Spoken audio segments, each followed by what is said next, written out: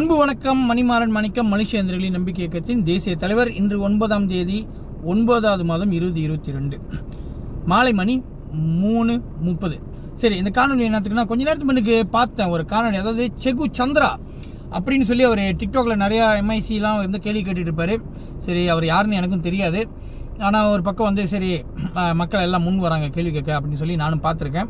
Okay, சரி, இன்னைக்கு என்ன சம்பவம் நினச்சுன்னா, அன்றைக்கி இப்போ இடையில வந்து அவர் வந்து மைக் அலுவலகத்துக்கு நான் தலைமையகத்துக்கு போகிறேன், பொதுமக்கள் எல்லாம் வாங்கன்னு சொல்லி கூப்பிட்டுருப்பாரு. அவருக்கு என்ன ஒரு அறிவுரைனா, சகோதரர் செகு சந்திரா அவர்களே, நம்ம இந்த டிக்டாக்ல இந்த ஃபேஸ்புக்கில் நமக்கு சப்போர்ட்டு குட் ஜாப்பு இந்தமாரி சொல்கிறவங்களாம் வந்து நம்பி நம்ம எதுலையும் இறங்க முடியாது. சரியா? ரெண்டாவது, நீங்கள் பார்த்தீங்கன்னா இப்போ இன்றைக்கி போனீங்க, யாரும் வரல ஒண்டி அப்படின்னீங்க. அப்புறம் உங்களுக்கே ஒரு சலிப்பு தன்மை வந்துருச்சு பார்த்தீங்களா? இந்த சலிப்பு தன்மை வந்துருந்துச்சுன்னா 2018 நான் இந்தமாதிரி மக்களுக்காக நிறைய விஷயத்தை இறங்கி செஞ்சுக்கிட்டு இருக்கேன்னா, இந்த சலிப்பு தன்மை எனக்கு நிறைய வாட்டி வந்திருக்கு. அப்படின்னு பார்த்தா நானும் எத்தனை வாட்டி விட்டுட்டு கிளம்பி இருக்கணும். நம்ம நம்மளை நம்பணும். Self confidence. யார் வராங்களோ இல்லையோ, நான் சொன்னதை நான் இறங்கி ஒண்டியாவது செஞ்சு காட்டுவேன் அப்படி நம்ம இறங்கணும். ஸோ அந்த விதத்தில் நீங்கள் இறங்கியிருக்கீங்க, உங்களுக்கு பாராட்டுகள். உங்கள் தைரியத்தை நானும் பாராட்டுறேன். ஆனால் என்ன ஒன்று, நீங்கள் டிக்டாக்ல பேசுகிற அந்த வேகமும் விவேகமும் அங்கே வந்து நடக்கலைனாக்கா உங்கள் பக்கமும் தப்பு இல்லை. ஏன்னு கேட்டால், நீங்கள் ஒண்டி போயிருக்கீங்க. இப்போ நீங்கள் ஒண்டி போகிறப்ப அங்கே பண்ணி கூட்டம் மாரி இவங்க வதன்னு இருந்தாங்கன்னா இதுதான் இப்படி தான் இருக்கும். என்னடா அவ்வளோ பேர் இருக்காங்கன்னு. ரெண்டாவது வந்து இப்போ என்னையே நிறைய வாட்டி கூப்பிட்டுருக்காங்க. நம்ம வந்து ஆம்பளை ஒண்டியாக போவோம்.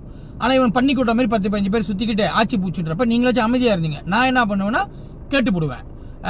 அப்புறம் நான் கேள்விப்பட்ட உங்களை வீடியோலாம் எடுக்க விடலை அப்படி இப்படின்னா, அப்போ நீங்கள் என்ன சொல்லியிருக்கணும்னா, என்ன எடுக்கணும்னா நீ எடுக்காத சொல்லியிருக்கலாம். ஆனால் அந்த நேரத்தில் உங்கள் சூழ்நிலை சரி. இப்போ நானாக இருந்தாலும் அந்த மாதிரி தான் சொல்லியிருப்பேன், என்ன எடுக்கணும்னா நீ எடுக்காத. அப்போ சண்டை தான் வரும்.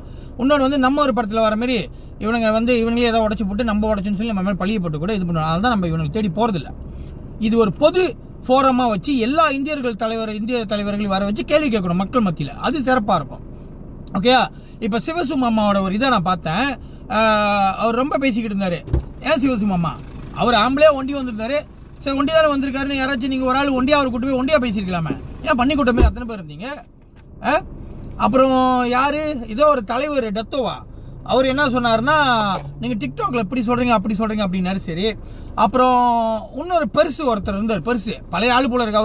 அவரு டிக்டாக்ல நீ நாயின்ட்ட அப்படின்ட்டேன்னு சொல்லி இது பண்ணிக்கிட்டு இருந்தாரு. ஏன் பெருசு?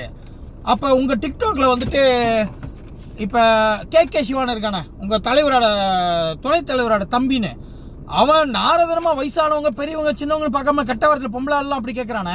அப்ப பெருசு, அப்ப உங்களுக்கு குத்தலையா பெருசு? இவங்க நாயிகின்னு சொன்னதான் உங்களுக்கு குத்துருச்சா?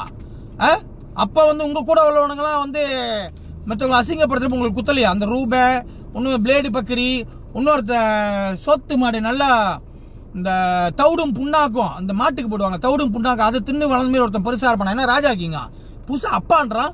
அவன் முகஜாடியை பார்க்குறப்ப நினைச்சேன் அவங்களதான் அப்பாவா இருக்குன்னு நினைச்சேன். அது கன்ஃபார்ம் ஆயிடுச்சு. ஏன்னா அவனே அப்பான்னு சொல்லிட்டாமா. இல்லை, ஐ லவ் மை அப்பான்னு. சரி, அதான் சொல்றேன். ஒருத்தர் ஒண்டி வந்தாங்கன்னா ஒண்டி பேசுங்களா. 10 பேர் பண்ணி கூட்ட மாதிரி இருந்துட்டு ஆட்சி பூச்சின்னா. இன்னொரு விஷயம், செகு சந்திரா அவங்கள்ட்ட இன்னொன்று சொல்றேன். நீங்க நினைச்சீங்க மக்கள் யாரும் வரல. மக்கள் இதெல்லாம் சலிச்சு போயிருச்சு. அவங்களால முடியல. ஏன்னா மைக்கா ஹோல்டிங்ஸோட பணத்தை கேட்கறப்ப அங்க சிவசு மாமா இருந்தார ரவுடி ரங்கையா, அவரு சொல்லுவாரு சாமியில பிடிச்சி ஊகுன்னு வரு. எல்லாம் இவனுங்களும் ரவுடிங்க. அதனால்தான் மக்கள் வந்து இன்னொரு விஷயத்தையும் சொல்றேன். செகு சந்திராட்டி சொல்றேன், சிவசு மாமா உன்னோட குரலை கேட்ட மக்கள் யாரும் வரல. நீ ஒண்டி இதிலே தெரிஞ்சுக்க. மக்களுக்கு எல்லாம் புரிச்சு, மக்களுக்கு தெரியும், மக்களுக்கு எல்லாம் தெரியும் நீ என்ன மாதிரி நேர பையனு. அதனால்தான் மக்கள் வரல. மதியாதார் தலைவாசல் மிதியாதே. அதான் மக்கள் வந்து மதிக்காத உங்க கட்சியோட அலுவலகத்தை மிதிக்க மாட்டாங்க. அதான் உண்மை. செகு சந்திரா உங்களுக்கு அதான் சொல்றேன், அதான் உண்மை. மக்கள் ஏன்னா வரலனாக்கா எல்லாத்துக்கும் வேலை பல பிரச்சனை இதெல்லாம் இருக்கும். ஓகே, இவனுக்கு வந்து யாராவது கேள்வி கேட்டாலே இந்த சோசியல் மீடியாவில் அவங்க குடும்பத்தை வரைக்கும் போட்டோலாம் போட்டு அசிங்கப்படுத்துறவனுங்க. அப்படி இப்போ மக்கள் எப்படி முன் வருவாங்க? எல்லாத்துக்கும் அந்த பயம் இருக்கும்.